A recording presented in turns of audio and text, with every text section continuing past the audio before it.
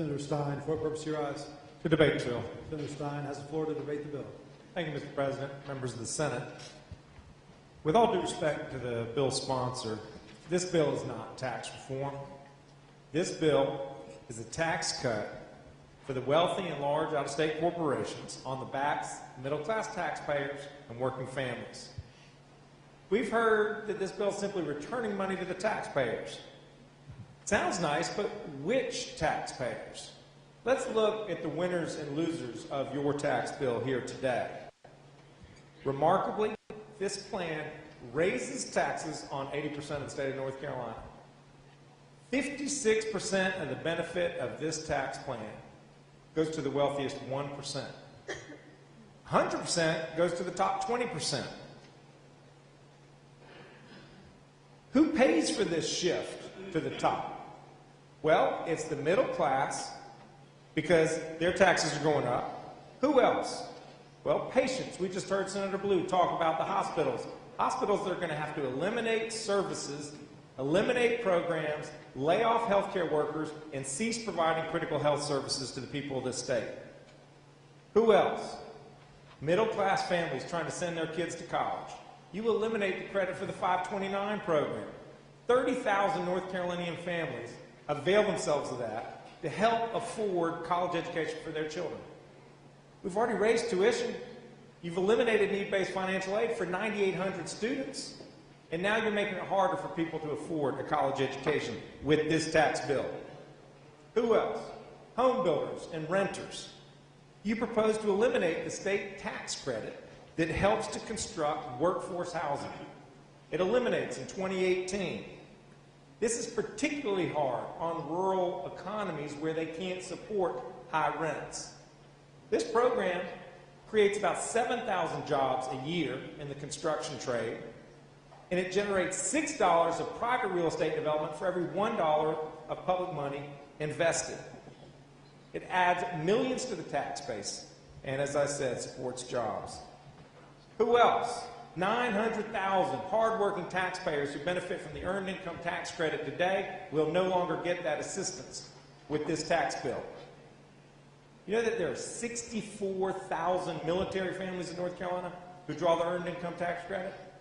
That is often the difference between living in poverty and being able to rent a home, buy health insurance, provide child care for your family. Who else? Retirees.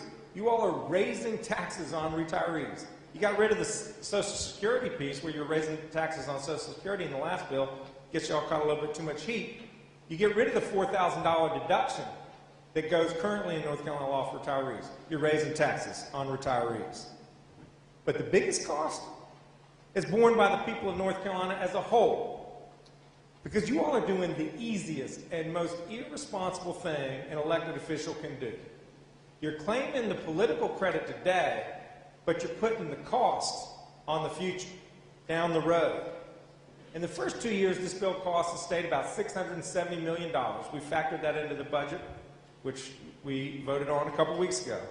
In years 3, 4, and 5, it gets up to $2.8, $2.9 billion. It's over $1 billion for every year thereafter. Senator Berger said that's enough. It's enough for the state. Well, how do we get the baseline number that you all have in your projections? Two things: population growth and inflation. That's it. Some of y'all are business people. You understand the concept of inflation. If you earn more money, but you're having to pay more for the inputs, you haven't made any money. That's inflation. You understand the concept of per capita. The more people in your state, the more kids you have to educate, the more seniors you provide services to, the more people who travel on your roads, the more prisoners, unfortunately, you have to incarcerate. The more people, the more costs. Everything in this projection is per capita and inflation adjusted. Anything that you take off of that number, you're taking off a zero. It's zero growth. So you're taking $1 billion off of zero. It would be great if we could ignore inflation, and we could ignore the hundreds of thousands of people who move to our state. But we don't have that luxury in the real world.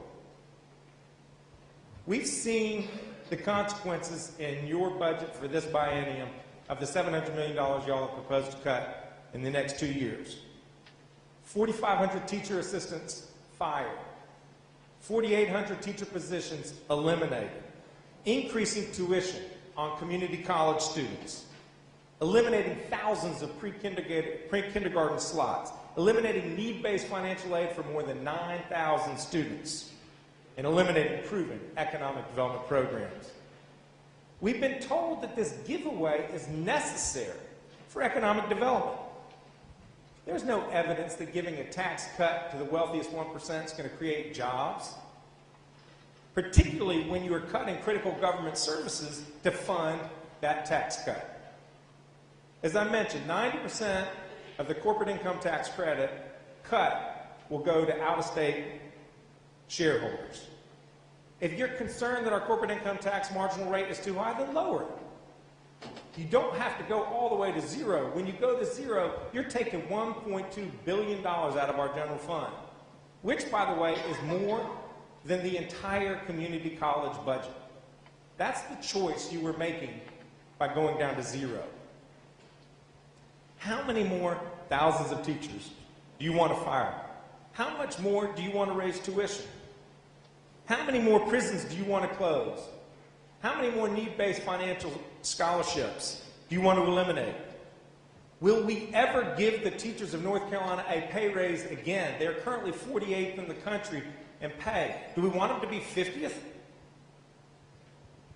This bill is nothing more than a political check to the tune of $1 billion per year that you all are signing, paid out to the wealthiest and out-of-state corporations, drawn on the account of the average taxpayer in the form of higher taxes, larger classroom sizes, worsening infrastructure, degraded universities and community colleges, and diminished public safety. We should void that check and defeat this legislation. Thank you.